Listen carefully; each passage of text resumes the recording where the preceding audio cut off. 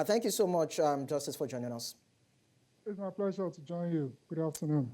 So you must have heard our correspondent, right? There was actually covering the proceedings at the court in Abuja, saying that it has been established that they are minors and they were being kept in a commanding unit, a facility, so to speak, for about 93 days.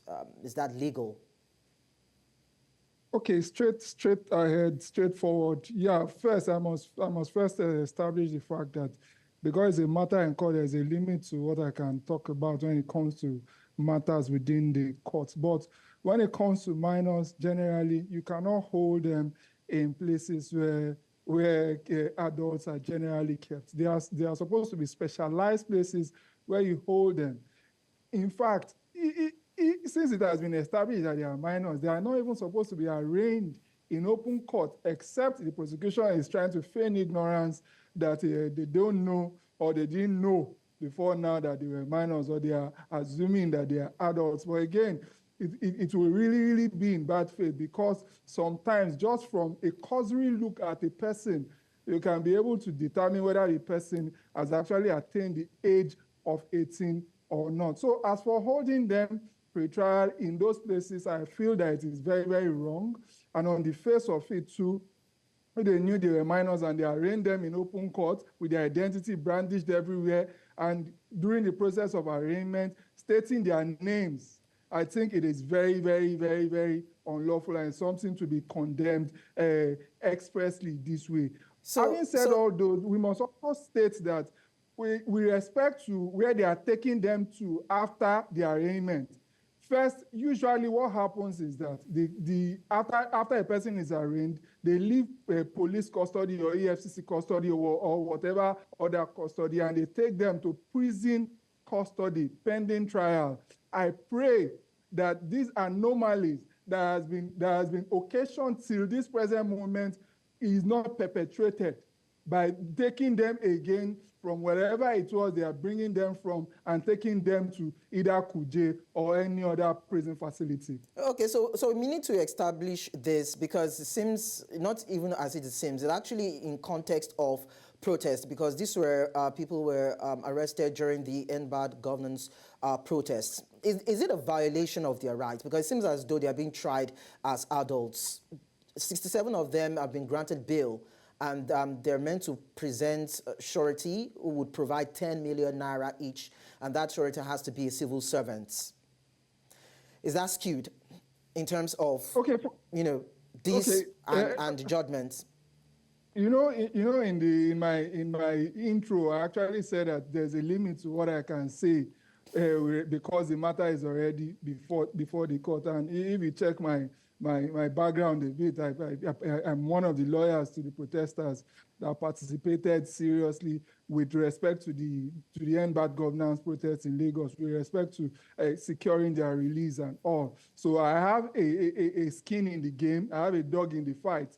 So because of that, I may not be able to talk about how the judge exercises discretion when it comes to saying that the average Nigerian or a set of persons who have spent as much as 93 days within a prison facility or within any form of holding facility at all should pay 10 million naira, and they should bring a level 15 civil servant officer.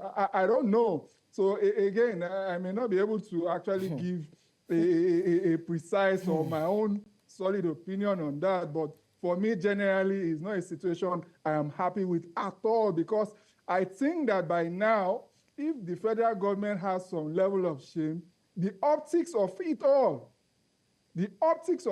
should have made them practically regret doing this kind of things, because this really irritates to the highest heavens, especially when we are talking about celebration of democracy, or the fact that in the International Committee of Nations, we are actually practicing democracy. But that justice, are citizens who are under the age of 18 allowed or permitted to participate in protests?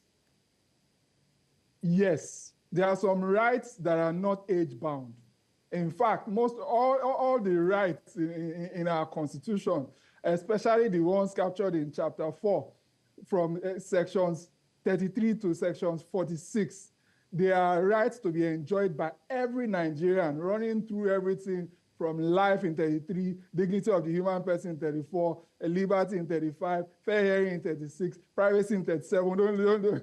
So every Nigerian is supposed to enjoy it completely and in full. So the persons who are below the age of 18 are not exempted. They are fundamental human rights that are to be enjoyed by every Nigerian just by the fact and virtue that they are human beings. And it's not even restricted to only Nigerians. It is to be enjoyed by every human being that finds himself or herself in the geographical location called Nigeria. The only one that is not to be, that's to be only enjoyed to the maximum benefit by only the citizens of Nigeria is the one in section 37 that talks about the privacy of the correspondence of the citizens of Nigeria. But aside from privacy, every human being that by accident or deliberately find themselves in Nigeria are entitled to maximally enjoy the rights because it is given to them by virtue of the fact that they are human beings. Okay, Justice Ojano, thank you so much for sharing your thoughts with us. It's my pleasure.